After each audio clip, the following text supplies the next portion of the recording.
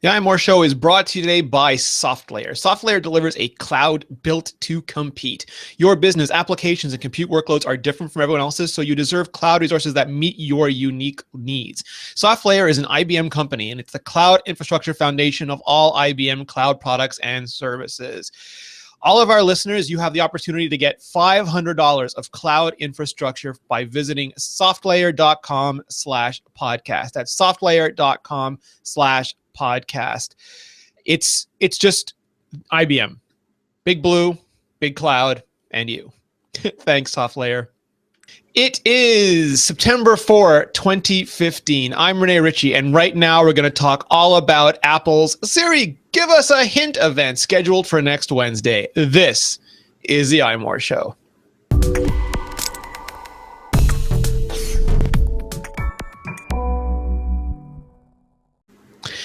Joining me this week, I have Georgia Dow. Georgia, how are you doing? I'm doing great. We also have Serenity Caldwell. She is still incoming. She went on an epic hero's journey this morning to rescue a droid named BB-8. I fully understand. That was a good when you told me she's gonna be a little late. She has to get her BB-8. I went, I fully understand that. That's a good idea. I can't wait to see it. Well, so we ordered last night, and I think she ordered two, but then she wanted one. But the first place she went to, it sounds like the employees had bought them all already. They're so cute. Yeah, so she had to go to another place that was further away, and she's still driving back. So hopefully she'll be with us and with her droid. I'm gonna have a little track behind me, and it's just gonna go from side to side while I do the podcast. Stare out in front of my shoulder. That's it, and then continue going back and forth. Turn around, and then shoot something. I've always wanted to have a robot friend. Well, I thought that's why you got married. These ones never complain. Okay. Yeah, you want one that actually listens to you. Yes. All right, so we're only a few days away, actually, as we record this. Yeah. It is Friday. The Apple event is on Wednesday at the Bill Graham Auditorium. We talked about that last week with Jason Snell about how large it is, and it sounds like the event is going to be expansive. Now, traditionally, this was Apple's music event, and they would show off the new iPods because that's what their biggest business was. But then in 2011, Apple switched. They moved the iPhone from June in WWDC to the fall because the iPhone was the biggest product. So they wanted it in the biggest quarter.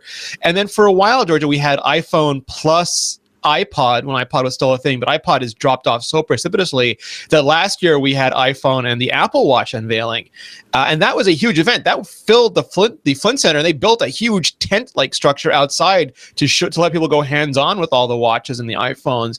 And this sounds like it's going to be every bit as big. So why do they need it to be so large, though, Rene? I'm not going to be getting a car.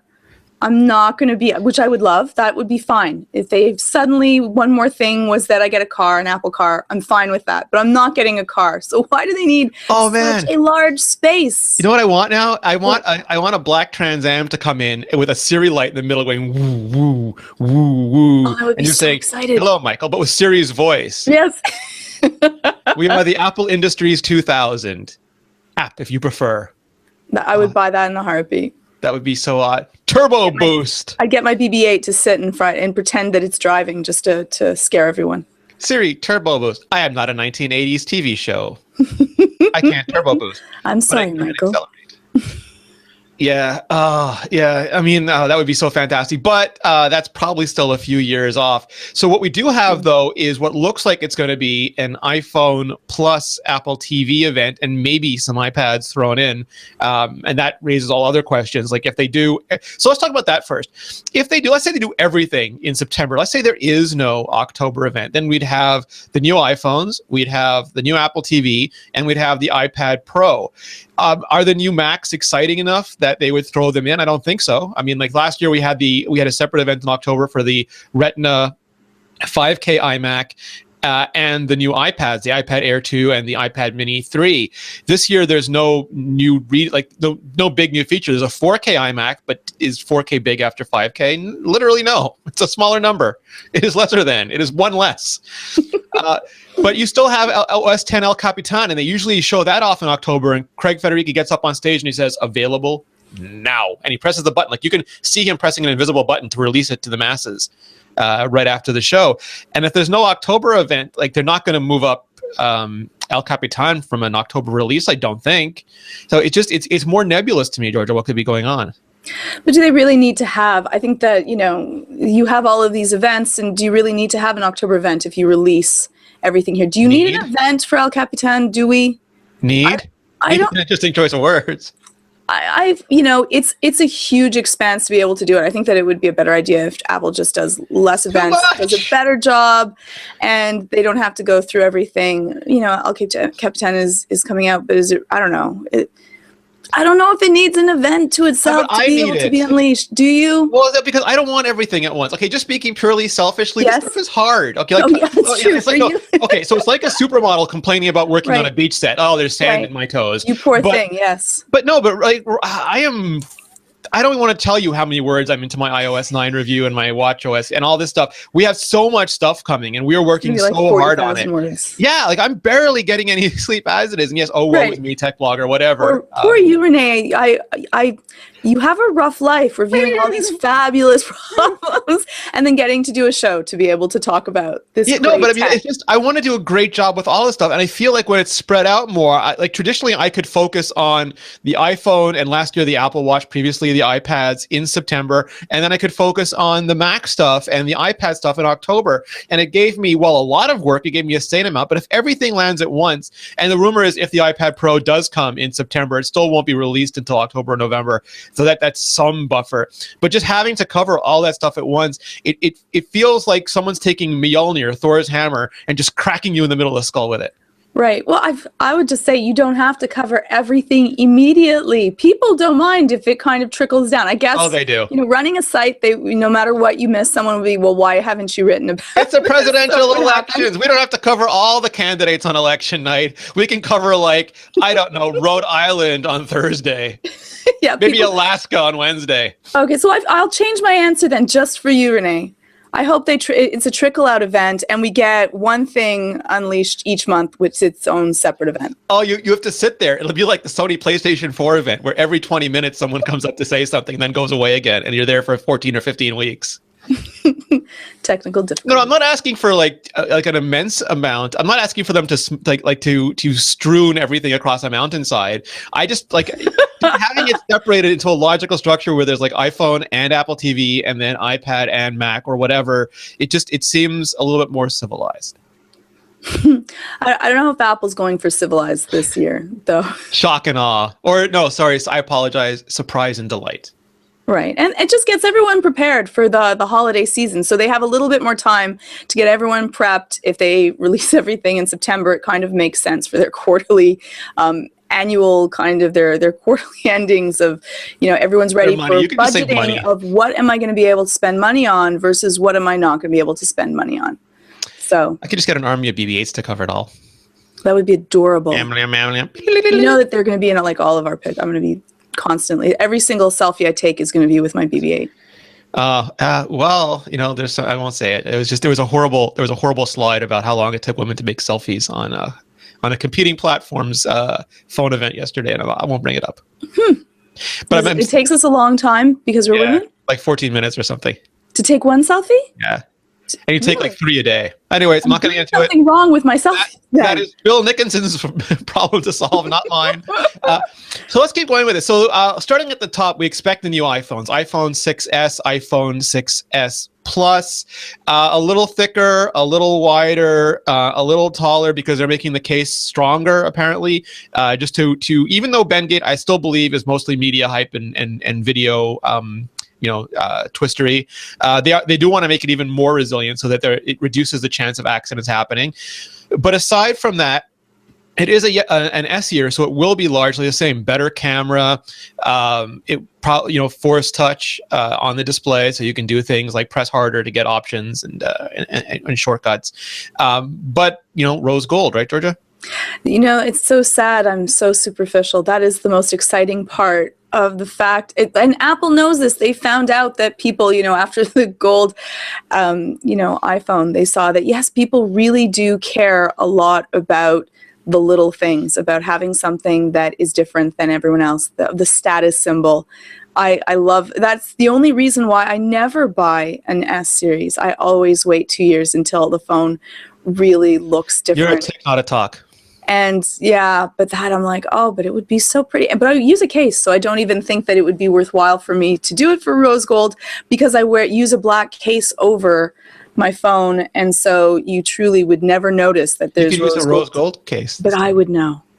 Right, I could use scratch the surface, Georgia. What do you find? More surface. Yeah. So though it's going to be thicker, Rene, we're still going to have the little tiny sticking out of the camera, because the camera is going to be better, so they're not going to be able to make it flush. Well, so here's the thing. People are wonderful. So Apple made the MacBook, and the MacBook, the lid on the new MacBook is incredibly thin. It's so thin they can't make a glowing Apple logo on it. And it's so thin they couldn't fit a normal-sized web camera in it, so they went with they went with older technology. Well, not older technology. They went with a technology that could, using modern miniaturization, could fit in that space, and it was a 480p, 480p, something like that. 480 was a terribly old camera technology.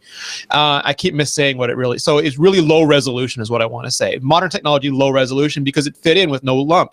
On the iPhone, people would lose their minds. If you gave people a tiny little camera on the iPhone, they'd be like, this is the worst camera ever. Cameras are really important. So if they don't do it, people complain the camera's no good. If they do it, they're complaining it's a hump. And this is laws of physics stuff. Like you have one or the other. I agree. I think that that's the better of the two. It bothers me, and I'm sure that next year it's going to be flush, but I hope that it's going to be flush. Cameras want depth, Georgia. But I fully understand that. This is the camera that most people use, even though we have some beautiful, expensive cameras. This is the what I use for most of the photos that I take, and it makes a huge difference to take nice photos. When I have my friends with their phones and they're taking photos, I'm like, let me take a photo please instead, because mine's gonna have better resolution than theirs will. I mean, like, and some people say just make it thicker so that it is flush, and just put more battery into it. But I think that's one of those things too, where people don't understand the technology involved. And no one has to be a battery scientist, obviously, but batteries are big and heavy, but they're also insulators. So it means that the processor, if it gets hotter, it's harder to cool that processor down, which means you have to ramp it down more fully. They're not RF transparent, which interferes with radio signals. It is a careful balancing act to get all this stuff to work, and to work well. And the other thing is, Apple currently believes that lightness is into usability. That when you make a phone bigger, and I have really big, really heavy phones here. I have like a Nokia that if I dropped it, I would make a dent in my floor. They're not as easy to use, and we know this because the original iPad was heavy, and when they went to the iPad 2, it was so light. Everyone talked about how much easier it was to use. And a big phone is like that. If you're reading in bed and it's heavy, you just can't keep reading that long. If you're walking, knock yourself out when you fall asleep. You could do a drop by, but if you're walking, you're trying to use it one-handed, and it's heavy, it's hard. It makes it hard to use. And the idea of a battery is nice, but there's a lot of other things we can do for batteries now. And Apple really wants to make, what John Siracusa or Mark Orman, I forget which one calls it, that naked computing core. And then you can add a battery case if you want. You can add a rugged case. You can add a waterproof case. But if they built that in, you can't take it off when you don't need it. You're stuck with it. Yeah, and I think that people, like, the psychology of it all is that we are already used to, charging our phone every night. It's an easy thing to do. I'm asleep. My phone is, of course, next to me. My charger is right there. And we're used to that. So I think that the trade-off wouldn't give us a huge benefit. It's nice to think like my phone will last for like a day and a half, depending on my usage of it that day. And that's wonderful. The same thing for the watch. But I charge it every night anyway, so it doesn't really matter. And what I find is that if I have to charge it every third day or every fourth day, often, especially with smartwatches, is that if I get out of the habit, I'll forget, and then it dies off, and then it's sitting on my counter. The iPad, right? Right. Yeah, my river of, Well, no, but the iPad the iPad is inconveniently timed for human beings, because you don't have to charge it every night, but then you don't remember to charge it. So like it feels like it never runs out until it runs out, and then it's horrible. Yes, and that's what I have. I think I have 4 iPads. They're all not charged. None of them. No, because I'm just not used to the habit, and I haven't created a specific ritual that works for me of where is the charger, because I steal my iPad's chargers to use on my phone, because when we go through the hierarchy of technology importance, my phone takes precedence. then, you know, it's my Air that would be the next Hierarchy one of that I try to charging search needs. for a charger for. And then the iPads kind of get lost in the mix, because if I use the iPad or not, I'm like, nah. I would only use the iPad if I can't reach, if my phone or my Air is out of sight of reach, then I will use an iPad. But besides that. There's a lot like that Apple's still doing with software to handle battery life, like iOS 9. It's a good bridge because we're going to be seeing they'll go over again what we're going to get in iOS 9. They'll show off any new and specific features for the new phone, like the pressure sensitivity stuff. But they're also going to put out the Golden Master, which is the final version for developers. And Apple's doing a lot of cool stuff. Like they're going to give everyone basically up to an extra hour of battery life just by doing things like detecting when the phone is face down and not lighting up the screen when notifications come in. And that little bit adds up. But they also have low power mode. So when you get to 20%, you can choose to cancel it. But if you don't cancel it, it'll just stop background refresh. It'll stop mail fetch if you're not in the mail app. It'll turn off animations, and that can give you up to 3 extra hours of battery life. And it's still you get the light phone that you can put any battery case you want on if you want one. And you also get without it being heavier, you have the ability to use it, and you get software that's managing it as much as possible. And I know people will still say, they could just do this, they could just do that. Other companies have done it. There have been Droid Maxes and other versions, and nobody buys those phones because they're big and thick and heavy and hot and horrible. It's one of those things, Georgia, where we express a need without understanding the ramifications of that need, and then companies who do try to give it to us inevitably get punished for doing so. We're a little bit demanding. We just want them to get it, and unfortunately, because Apple does such a good job of getting out things that work really effortlessly to us, we kind of just expect that to happen. We expect to snap our fingers and it's just to magically occur. What is going to be coming with iOS 9? What are you most excited for? Oh, you just reminded me of this is how horrible humans are. Last year, everyone was saying was Apple, just stop. Like, don't put any new features in iOS 9. Just give me stability. I don't want to see anything else. Just fix all this stuff. I just don't do anything. And then this year, all I'm getting now is, this is not a very important upgrade. It's more like iOS 8.5. Where are all the new features? We're totally impossible to please. We're damnable creatures.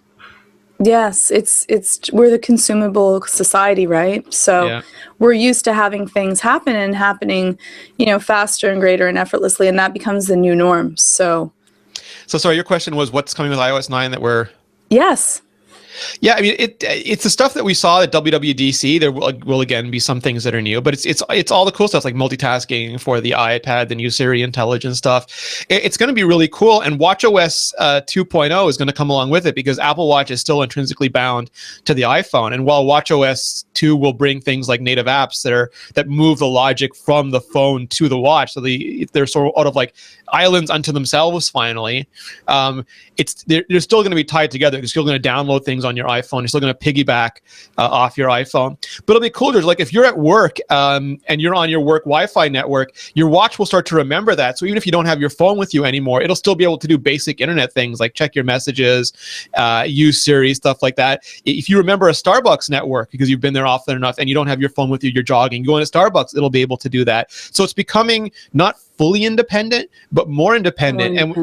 And when you stop to think that Watch only came out 5-6 months ago and it's already going to 2.0, that's a really fast pace. Like, yes, 2.0, it's more of a rounding out of what was already there, but it's still only 6 months later and we're getting that rounding out, which is cool. So am I going to be able to just move the time forward and backwards and time is going to change? That is what I'm so excited for. So I tried it. Like you could try on the old Solar Watch face. You could do this already. You turn the digital crown, and actually things around you, people start moving backwards or forwards depending on which way you're going, and they go faster or slower depending on how fast you spin it. So if you make a mistake, like you trip over something or you drop something, you just rewind the digital crown. You actually see like the glass spin back up and land on the tray, and all the parts come back together. And no, it doesn't. Really okay, I'm gonna rewind, and we're gonna go back to the beginning of the show.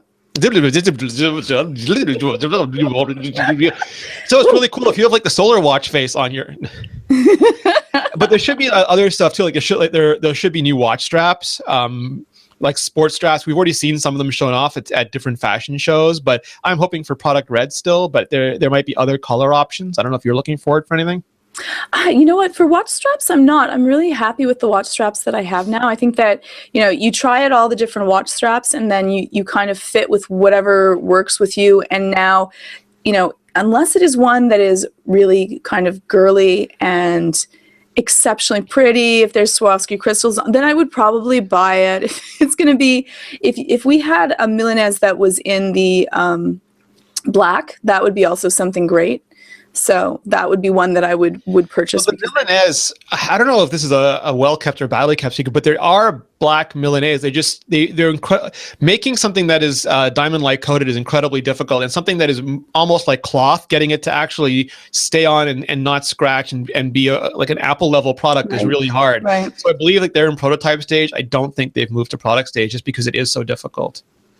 Sorry. No, that's okay. I'm going to deal with it.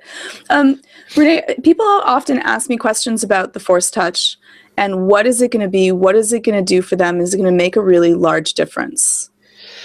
So one thing that's important to remember is that when you have the TikTok iPhones, the S version is never meant for the people who own the previous version.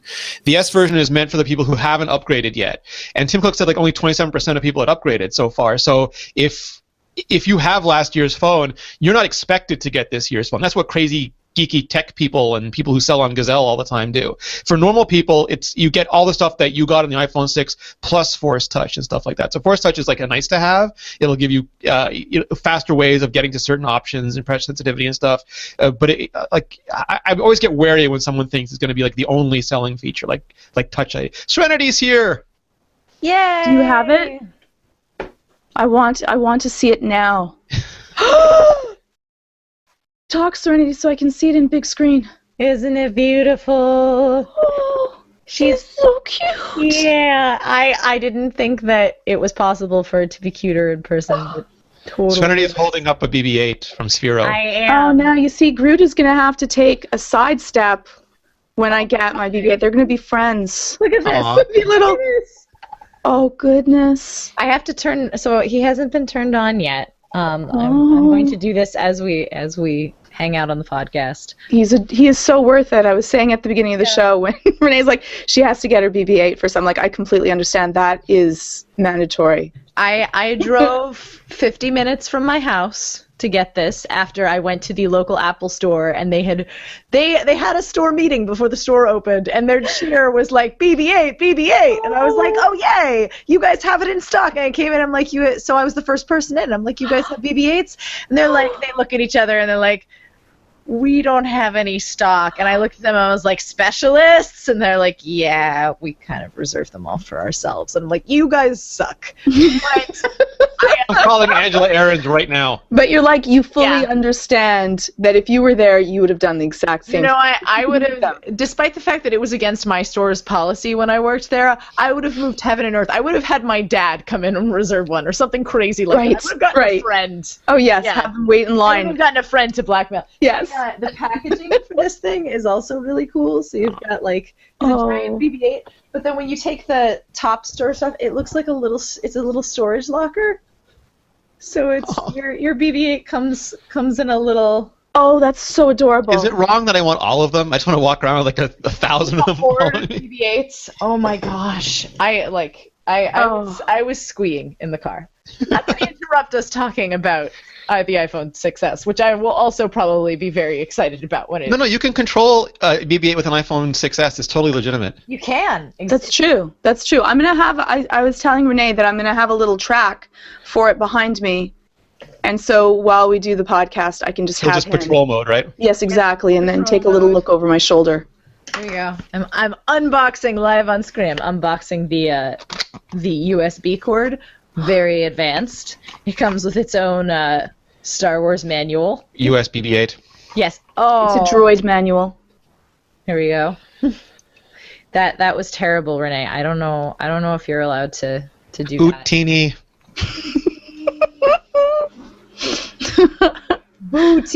Bootini.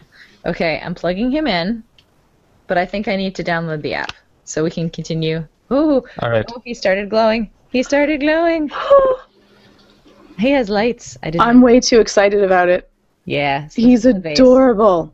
I love his little charging station. And it's magnetic. It's Apple Watch style. Oh, he's starting to move. Oh my God. I love it.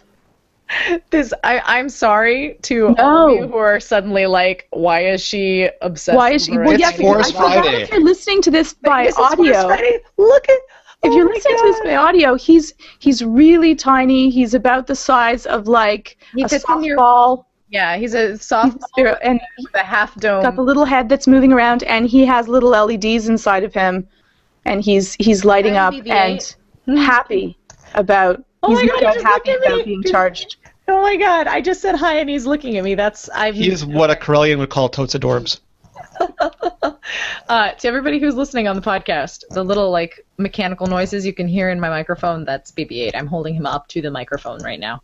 He's participating. He's telling us which iPhone 6S he wants. Yes, right, exactly. right. And you were talking, Rene, about the Force Touch and how, this will be a way, like I would just love if the Force Touch was a way that you could, like when you're in an app, just reach the settings or deal with that. It's something that would be, if it's speed of use, that would be Let's cut down to it. wonderful. You don't usually buy the S models, Georgia. Will the iPhone 6S change your mind? Are you going to get one?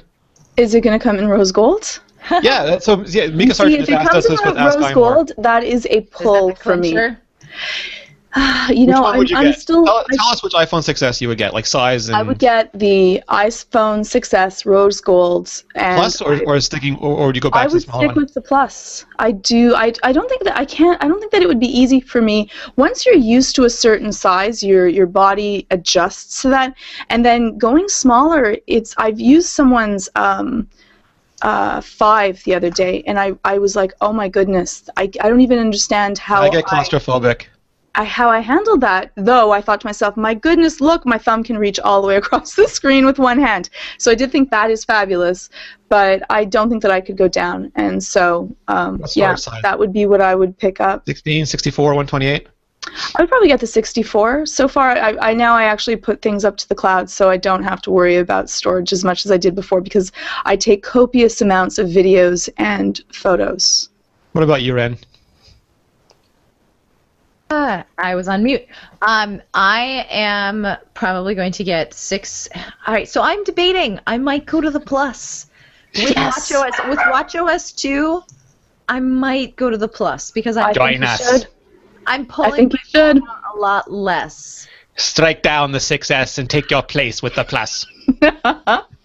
My concern is that I do a lot of reading in iBooks. I really like reading before bed, and for some reason the screen is good for me. And I'm worried that the 6S Plus will be too big for me to hold. Now, Rick, my boyfriend has a 6 Plus, so I could, in theory, test this before I decide.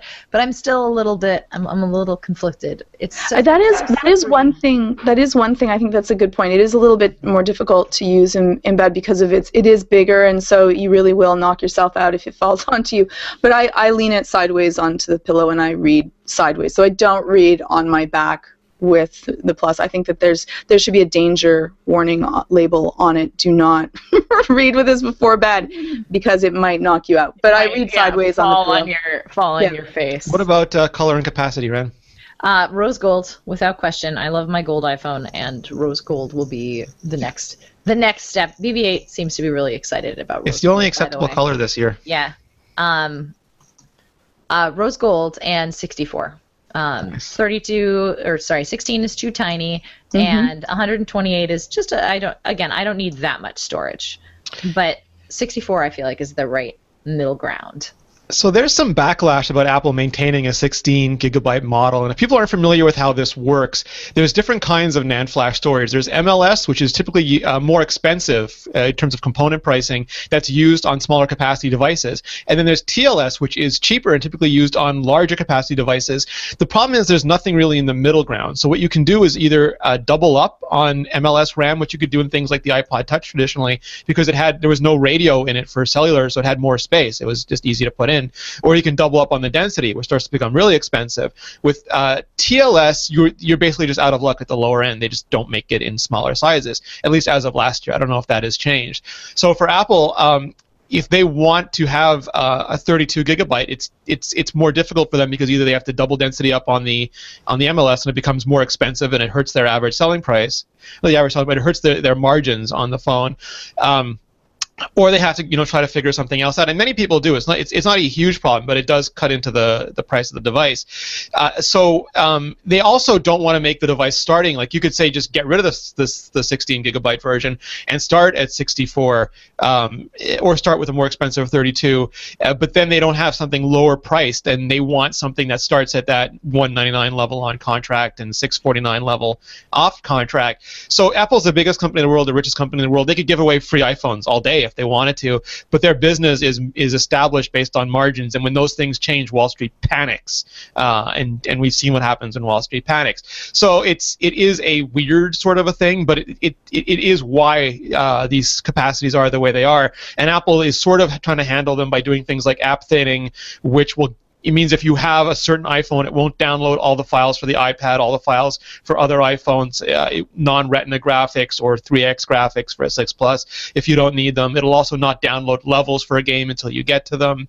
And it'll also do things like Georgia said, like offloading stuff, like leaving Apple Music online, leaving iCloud Photo Library online, so you don't have to carry everything on your device, and that will hopefully make 16 gigabytes more livable. That said, I still wouldn't recommend it to anybody today. I would go for 64, and it's not a complete consolation, but Apple dropped the price of 64 by $100 and 128 by $100 last year, and they're going to be keeping with that. So it's cheaper to get the more storage. It sucks to get the lower storage, but it's cheaper than ever to get the more storage. I don't know if I'll go 128 this year. I'm definitely getting Rose Gold, definitely getting the 6 Plus. I just don't know if I need 128 anymore. I thought I did, and I haven't gotten anywhere near since they introduced all the iCloud stuff. Where do you think you are with storage, Rene, with your phone now? I can tell you, I think I'm at like 48 out of 128. Yeah, I feel like I'm pretty similar. I think I have 7 or 8 gigs free. The only reason I see to have a 128 gig phone at this point with iCloud and everything else is if you plan to keep your entire photo library on your iPhone, or if you plan to keep your entire music library, on your iPhone. I have 61 gigabytes free. That is a lot. Yeah. No, yeah. I agree with you. The 16 gig, I hate the 16 gigabyte phone. I think it's dumb. I think it's bad marketing. But I understand why the price point has to exist, because Apple wants to, maintain that. Flash is not cheap enough yet for the 32 to become that standard $199 model. But I wouldn't recommend it to anybody. Maybe children. If we're talking about, if your children are getting new iPhones, for what purpose is that they would need it, right? Yeah, exactly. Like maybe if I might do it if it was go with their Apple Watch, Georgia. No, but if I was giving it to like my mom, who I know is not going to download anything without my help and not going to take a lot of photos, but would like to have a large phone that she can read easier and that is in the same ecosystem with her iPad. That might be a use case where I would say it's not going to really matter. Someone that really is going to use it mostly. Traditionally, it's traditionally the 8 gigabyte models, and before that the 4 gigabyte models were meant for emerging markets where people didn't have data plans the way we had them, that you were billed basically per bit, and you would have like a Facebook plan or a BBM plan, and people just used them as messaging because voice was too expensive. The problem is that picture messaging became popular, and all of a sudden those pictures started taking up all the space that the text never did. But psychologically it's weird to me, Georgia, because Apple, every company wants to do segmented marketing. They want to have like the cheap version that gets you in the door, the medium version that most people buy, and the premium version that people who have to have the premium version get. So the small, middle, large, good, better, best version. You'd find that for fridges, for microwaves, for cars, for everything. But you have to find something that people are willing to differentiate upon. Sometimes it's screen size, like whether you get 8, 10, or 12. People will see a bigger screen equals more expensive. I'm comfortable paying for that. In some cases, it's a faster processor, like on the Macs. It's a 1.2 or a 1.4 or a 1.6. Faster equals more money. I understand that.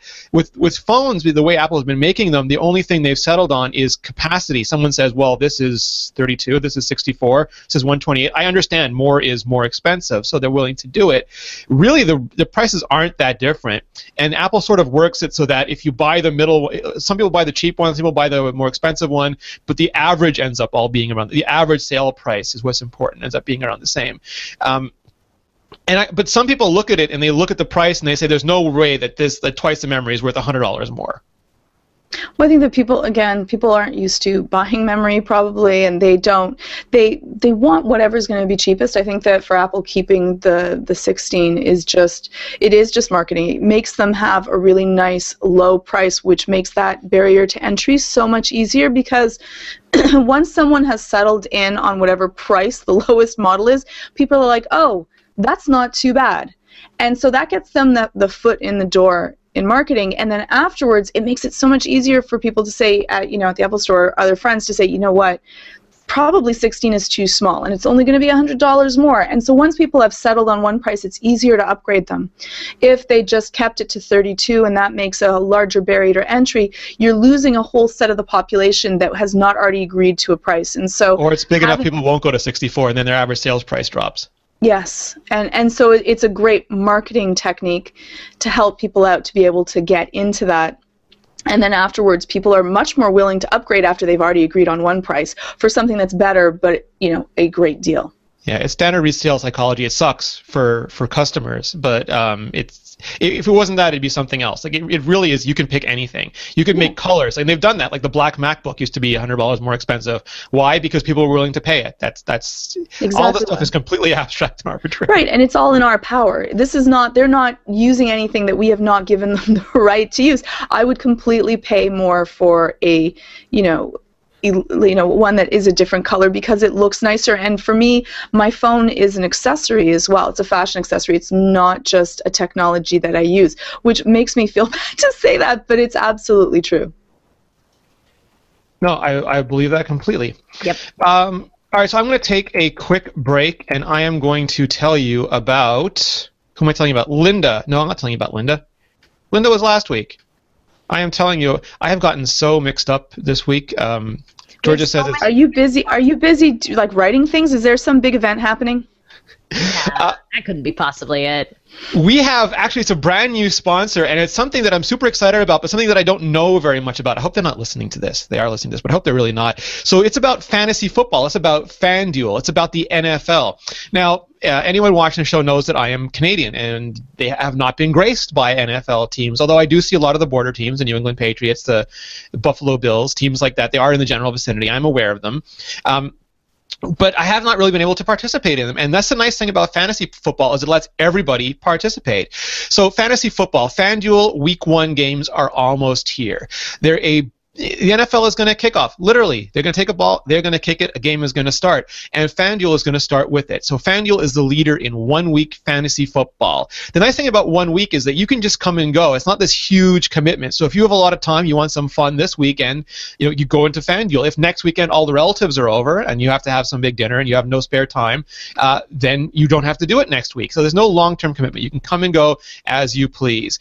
They are paying out over $75 million a week. I had to check that number 3 times because it was so big. $75 million this football season. It uses a salary cap format. You can pick any players you want, and you get them for just 1 week. So if somebody's injured, if God forbid someone tears an ACL or something, they're not on your team for the rest of the month. You can have a whole new team a week later. Entry fees start at just $1. Anybody can play. I got to hear them talk about it a little bit earlier today. And these are a bunch of people who are super passionate about football. They really want to make this stuff fun. So if you love the idea of football, if you love the idea of fan football, all you have to do is go to FanDuel.com, click on the microphone. This is the important part. Click on the microphone in the upper right-hand corner and use promo code iMore. That way you can sign up and save because they've got a special offer. For every dollar you deposit, FanDuel will match it with up to $200 that gets earned as you play. So basically, if you put in $1, they'll give you another $1. Not immediately because they don't want people just going there and rummaging for free cash, obviously, but they will give you $1 over the course of your playment history. $100, they'll give you $100, up to $200 as you play the game. The offer is only good for the first 50 people. So if you want to take advantage of it, take advantage of it right away. Don't wait. And don't forget to use promo code iMore. FanDuel.com, where every day is a new season. That's FanDuel.com. Sign up today. Georgia, I'm devastated to learn that you have to leave. It's like we can't have you and Serenity at the same time. I know. We had a brief overlap. I'm going over to Serenity's to steal her BB-8 right now. So he's on patrol mode. You'll never get it. Yeah, she's gonna go find her own little droid, and then we're gonna have a droid face-off. Oh, so cute. All right. Well, thank you so much, Georgia. If people want to find you on the internet, where can they go? They can go to at Georgia_Dow, and if you or anyone you know has anxiety, we are also launching a site, anxiety-videos.com, for treating anxiety at home. I need all of them to get past this week. Me too. All right. Thank you so much, Georgia. See you next time. Bye. Serenity, we barely got started before you got here. There's so much. There is so much. There is so much that I had to take vacation this past week so that I could get re-energized for the insanity that is coming in the next month. I don't want to tell you how many words I am into the iOS 9 review, but I'm not done. Yeah. I have been, despite technically being on vacation, I have written a bunch of how-tos for iOS 9, which we will see when iOS 9 drops. So readers look forward to that. It is a big deal. Like, people were saying that iOS, like, and we talked about this before you got on, how previously last year people were saying, don't do anything, just fix stuff. And now people are like, oh, Apple's not doing anything. It's, what is this, 8.5? But writing the review, there's tons and tons of new stuff. There's so much. So by contrast, though, the watchOS 2 thing, which we should also see, is so interesting to me because it's only 5 or 6 months after the first watchOS came out. And this really is more of a rounding out, more of a filling in of features, more of a emancipation for the device. And I didn't realize this, but we were talking about this too, is it starts to remember Wi-Fi networks. So if you've gone to Starbucks and it has connected to Starbucks, and then you go back maybe even without your iPhone, it'll still connect and do basic features. So it really is, it's like it's first day of school. Yeah, it really, really excites me. All of the stuff that they've made to improve the watch. It's not a whole, it's not a big marquee features in that we would think like, oh, it does holograms now or anything crazy like that. But independent app bundles is going to be huge. It's going to speed up app loading times. It allows apps to do so much more on the watch. Better Siri integration, HomeKit integration, just faster all around. watchOS 2, of course, the beta still has its bugs here and there, but I've found in my beta testing overall, I've been very, very impressed with it, and I'm really excited to see it launch in GM.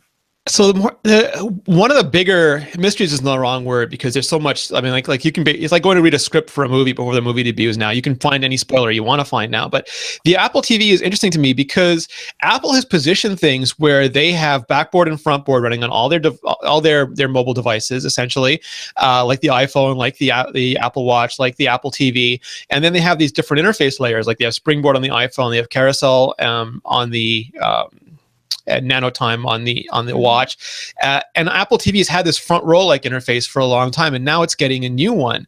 And there's been things like universal search is apparently coming. Now, Apple's been trying to do universal search for years, and they've not been allowed to because the media companies were like, "You're not going to commoditize us. We're special, unique snowflakes. There's no way you're going to search for a movie, and our competitors will get that search information." But they've been okay with other companies, but Apple's not other companies. But we're going to get that finally now, universal search. A whole new, sorry. No, I was just going to say universal search is the biggest feature that I'm looking forward to with the Apple TV. App Store, forget about it. Like, App Store is going to be cool. I like the idea of playing more games on my television, but overall universal search, I am thrilled about. So I was talking about this with Guy and Georgia on Vector earlier this week, because I've seen, like, for example, I'll be watching a movie with Georgia and she'll be playing Candy Crush on the second screen. If she was just playing Candy Crush, I would lose my movie. Yeah. So I had all the previous generation consoles. I have not bought a current generation console. Nor have I. So I don't know. Am I going to want a game? I'm sure for parties it'll be fun. Yeah, I mean, I think for parties it will be neat, and it depends on the games, right? Where, more and more, like, there are certain iPhone games that I would love to play on the big screen, and I haven't because the AirPlay lag is a little bit too bad, or I don't want to set up the television. But if it's a lot faster, I think I would be a lot more excited to do it. And because it all does run iOS, it will theoretically be easier for developers to get games up and running, and it'll be similar hardware. It'll have Metal, so it'll play really well. But I'm personally looking more forward to the entertainment apps. Like, there are some of them. I don't have as many as you do. Like, we don't have HBO yet. We don't have a bunch of them, but the ability for the Canadian networks don't have apps on the Apple TV. I have to AirPlay them like an animal from my iPad, and it never Like works an animal. well. But it doesn't work well because they use separate They're ad jerky, servers. yeah. And it loses, like it just stops playing as it tries to shift from the ad to the content servers. It's a horrible experience, and some of them refuse to enable AirPlay, so you have to do mirroring, and It's terrible. It's terrible. So I want all that. I want all that great content. I want that Apple TV to be my, like, if maybe not the input 0, but input 1 at least. Mm-hmm. Yeah, no, smart TVs frustrate me because everybody has a different software, and it's, televisions and DVRs were the one piece of technology that always just made my head want to explode. Give me a computer with a malfunctioning problem, no problem. Ask me to turn to like input 3 with this remote where I swear half of the buttons are in Cyrillic.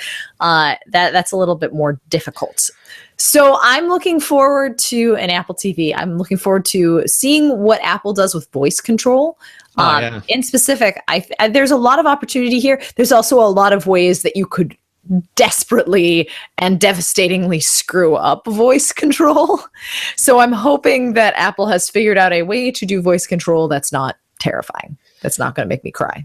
Yeah, so the interesting is because people talk about the Amazon Echo a lot, and there's a lot of problems you have to overcome. And I mentioned this on Vector 2, but I will go over it again because it's interesting. Like Nuance has this demo that they'll show you where it tries to figure out who it should listen to. If you're in a room with a bunch of people and everyone starts yelling out a different command, how does the device know what to do?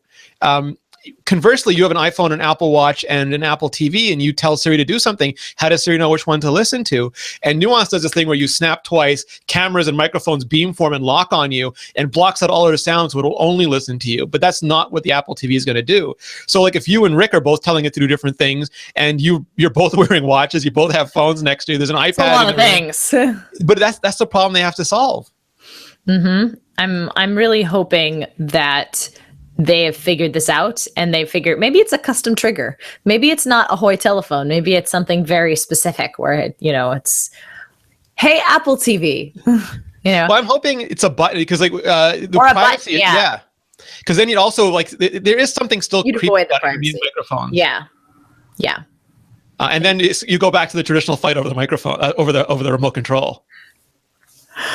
Oh, which will be brilliant. But yeah, those sorts of things. I'm never as interested in what Apple's going to do as the problems that they're going to solve, and I think that's always the revealing part because some of these problems are really, really hard.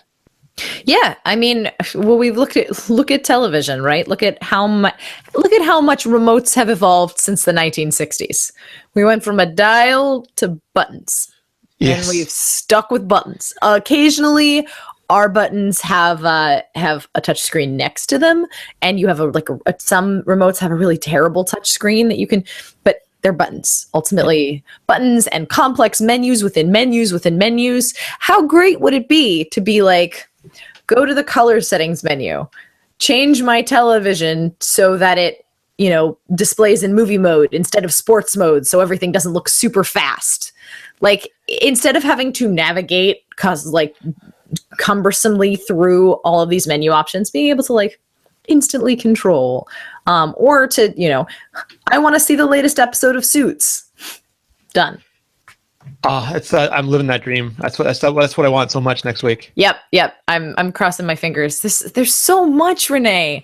The rumors say there's going to be some blockbuster event happening, which is I talked about it before you got here that it feels like they're going to hit us in the head with Mjolnir. Yeah, it really does. It feels a little insane, which is why I went and got a Star Wars toy today, because I needed to distract myself from all of the insane tech that we're going to see. So I'm like, what's a good prelude to seeing a new iPhone and a new Apple TV and probably a new iPad as well?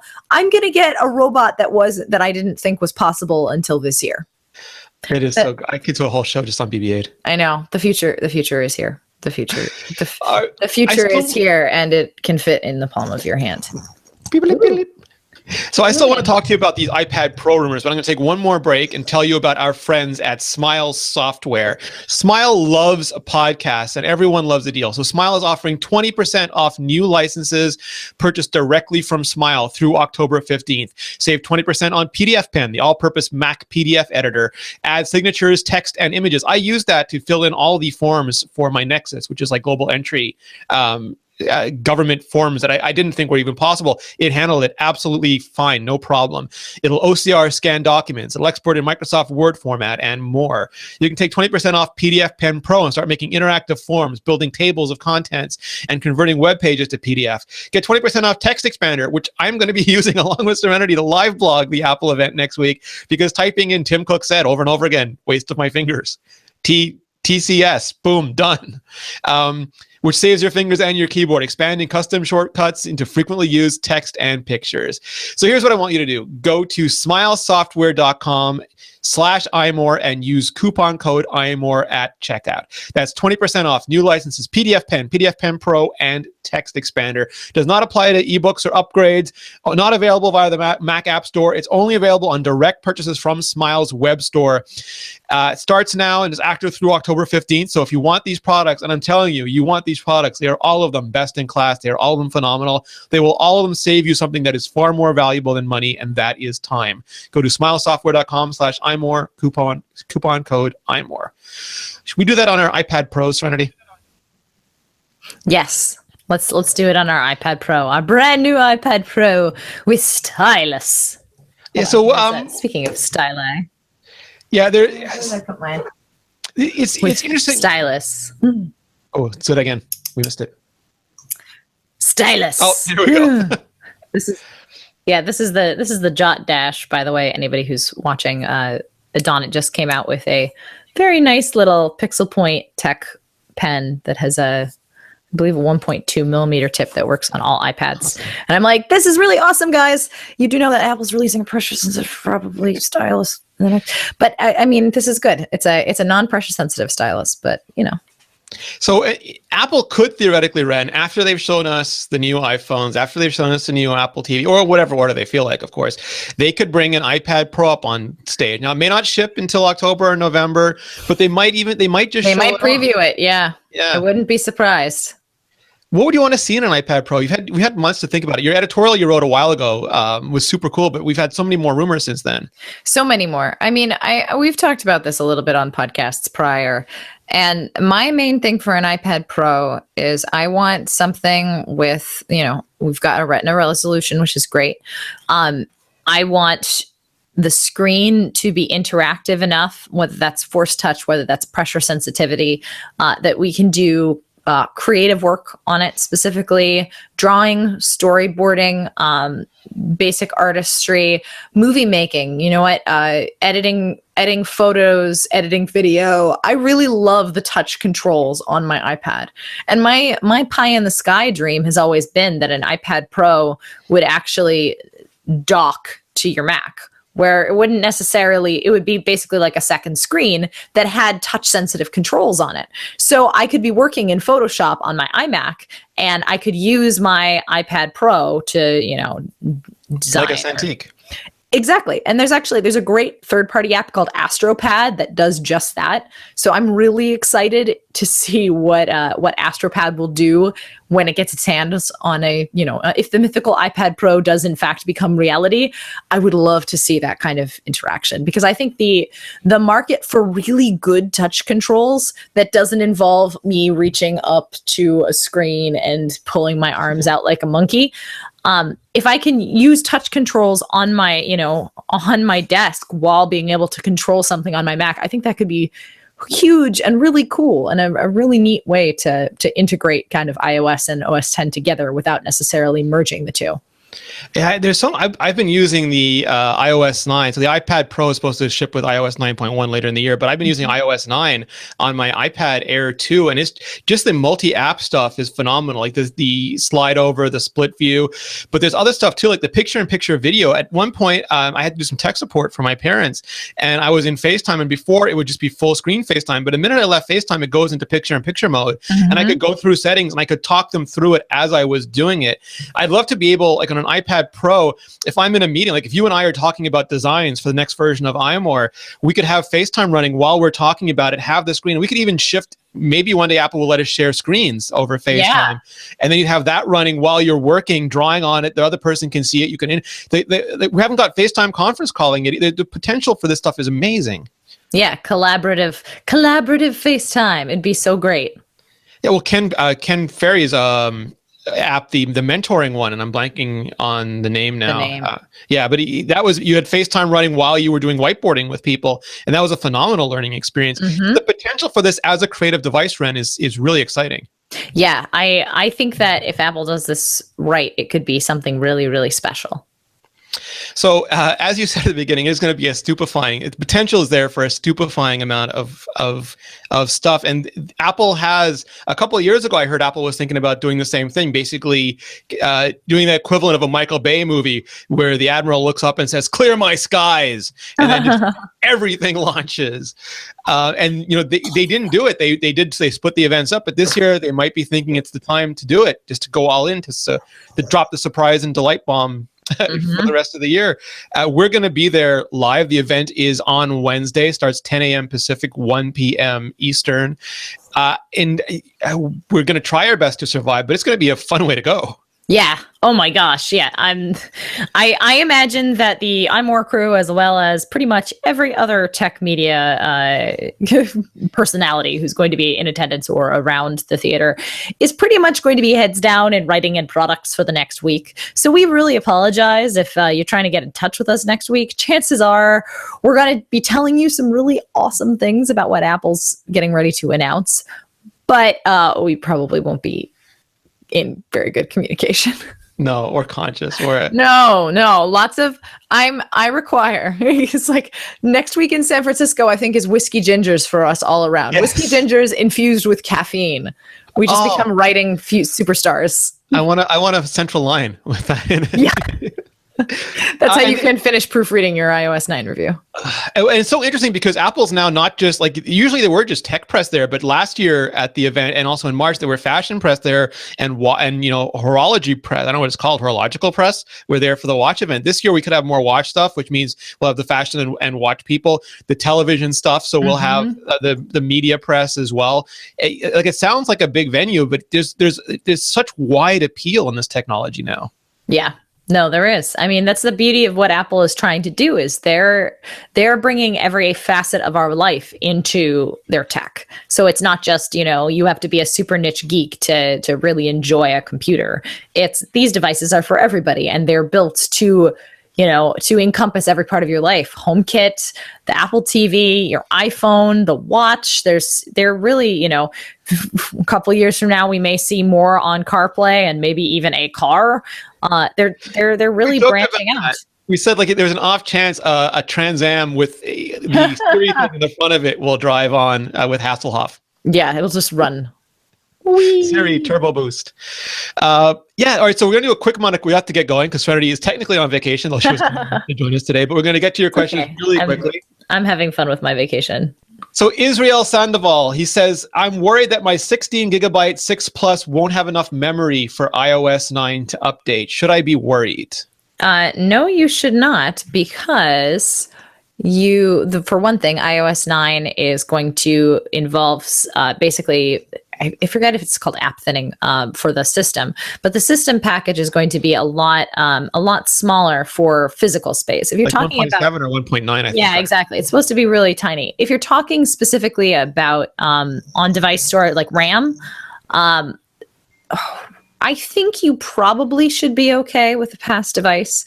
Did you say iPhone 6 or iPhone 5? He has iPhone 6 Plus, so I think he's worried about downloading and installing it. Yeah, exactly. I think downloading and installing, you should be fine. If you're worried about that, we do a yearly guide on, thinning your storage before upgrading. If you're like, I have 0.2 gigabytes available on my 16 gig phone, it'll be okay. Yeah, and there's always iTunes if in a pinch. There's always iPhone or iTunes. Nicholas Costa wants to know, will you be able to pre-order an unlocked iPhone 6s? And this is a question because some countries do and some countries don't, and it can vary year to year. I've always been able to do it in Canada, although some years we didn't know that going in. You discovered it at the last minute. In the US, it's sometimes been staggered, and I don't think there's any way to know until we know. Yeah, I think we'll have to wait. I do think it seems more promising this year than it has in past years. We're seeing a lot more carriers offering unlocked phones and non 2-year subscription plan locked phones. So there's a greater possibility, but we can't say for sure until we actually see the release and what they're planning on rolling out. I know T-Mobile did pseudo unlocking last year, where they offered basically it was with a T-Mobile contract, but it was technically an unlocked phone and you could use it on any network. Yeah. So if you're in the US, stay tuned. Mika Sargent, we already answered. He was asking, what are we planning to upgrade to? Which models and storage and colors are we going to get? So thanks, Mika. We can just check earlier in the show. Eric Pancheco. Do you guys jailbreak your iPhones? And I don't know if you saw it this week or not, Ren, but there was a story about how thousands and tens of thousands of credentials were stolen from jailbroken iPhones. And that's the primary reason why I don't jailbreak anymore. I used to jailbreak when I felt that there was significant additional functionality to be had. And now I feel like iOS does everything that I need. Not perfectly, but enough that I don't want to go through the hassle of jailbreaking anymore. But the more important thing is jailbreak literally means breaking the root jail of your iPhone. It's stripping off all the protections that Apple has built in order to install custom software. And it's sort of like if you buy a really secure house and then you take the front door off, that's fine if you are skilled enough to defend that house on your own. And some people are awesome at InfoSec and development, and that phone is as secure as any other phone in the world. Most people are just casual, and it's not. So it's not something that we recommend anymore, at least on my end. No, BB8 says no. BB8 says do not. It's flashing its warning lights. Do not jailbreak your phone. Honestly, I don't see that there are that many advantages anymore to jailbreaking. Unless you really love getting your data stolen. There used to be all kinds of advantages. I used to jailbreak my iPad because you couldn't do a TV out signal when I was trying to do drawing demonstrations. But now, Apple's integrated a lot of the things that jailbreakers have asked for and demanded. So, I mean, it's a good exercise if you want to see what a jailbroken phone looks like. If you're curious about the back end of the iPhone and you want to poke in that kind of area, that's definitely an option, but I wouldn't connect that kind of a phone to the network. I would keep that offline and just play with it. Yeah, I used to jailbreak because I wanted an iPhone in Canada and Apple didn't supply them. And then I wanted notifications and quick replies, and I got all that stuff. So I'm good. Dimitri wants to know, when can we expect Apple Pay in the rest of Europe, this year or next? That's a great question. Unfortunately, I don't know if we have a distinct answer for that. Has Tim Cook said anything? I mean, basically, the rule in question here is listen to what Tim Cook is saying on the financial calls and listen to just his general, Apple Pay spiels every time they do an event. Usually he will drop something like, oh, it's coming to the UK later this year. It's coming here. So I think unless in lieu of an official announcement, or overzealous rumors blogs, I'm afraid we don't really have anything for you on that. Yeah, and the thing is, a lot of it is these are unknowns until they're known. Like, we saw recently that Apple's still negotiating with Australia because the amount of money that the Australian companies, retailers make off credit cards is less, so they don't want to pay Apple as much. And there's banking regulations in Canada. In every country, they have to go in and they have to negotiate these things, and those deals aren't made. It's a horrible answer until they're made. So yeah, Apple doesn't really know a lot of these countries yet. They'll put them in line as soon as they can. But it takes work and it takes time, and it makes me so sad because we have all the infrastructure here and we can't enjoy it. Yeah. I have American Express on my Apple Pay, and Canada does not take American Express through NFC. Sad. Yeah, but you can't. No, can't use it so close so far. No, it's very sad. Angel Gonzalez wants to know, when do you think watchOS 2 will be released? I think watchOS 2 will be released around the same time as iOS 9. I think there will be a package deal. Yeah, I think they still have to be at this point. Yep. You will, he didn't ask this, but you will be able to run watchOS 2 on an iOS 8 device, but you will not be able to benefit from all of the stuff that's in watchOS 2. Yep. Yeah, so it seems like they just have to be commingled. Aaron wants to know, this is our last question, and we already answered this too. Will the iPhone 6S have a camera bump? Unless, this was before you arrived here, Serenity, so I was pointing out how when Apple keeps the device thin without a bump, you get the MacBook FaceTime camera and everyone's upset. And when they put a good camera in, it requires a bump, you get the camera bump and everybody gets upset. Yeah. So you're hitting your head against the walls of physics here, so yes. Frustrating. Problems. Such problems. We need breakthroughs. We need breakthroughs in quantum lens technology is what we need. Clearly. We need just swap outable lenses. Just pull it out and put it back in. Ooh, that would be awesome. BB-8, get on that. Yes. So, Ren, we're both going to be in San Francisco next week? We are, yeah. I fly in Sunday night, and Rene, I think you're coming. Are you coming in Saturday? Sunday night as well? Sunday, yep. And we will have all of the news from this week's event and how-tos and analysis and all the awesome things that you have come to expect from iMore and hopefully more. I'm debating. We'll show at some point, right? I'm not sure we know exactly when yet, but it'll be after the event, and probably as soon as we can after the event. I'll attach a GoPro to BB-8 and just have him go around and. Does he have a camera? Is that a lens? He does. Sadly, he does not. However, I'm so sorry, BB-8. This is detachable. This is magnetic with little tiny wheels. Oh, that's brilliant. Yeah. So in theory, they could offer a little top upgrade if down the line it was like, oh yes, we want to put a camera in here, but it was too cost prohibitive in the first generation. But he can holographically augment, send out holographic messages from his lens. So if you hold your iPhone up in front of him, he will on your iPhone display a holographic message. Aww. It's pretty cool. Do you want to close out let's see if I can close out the show with talking to him. Okay, BB-8. Nope. Oh, he's a quiet type. Yeah, he's still learning. Okay, BB-8. It's asking me to prompt, and it doesn't understand. Oh well. Well, next time we'll work on it. Yep.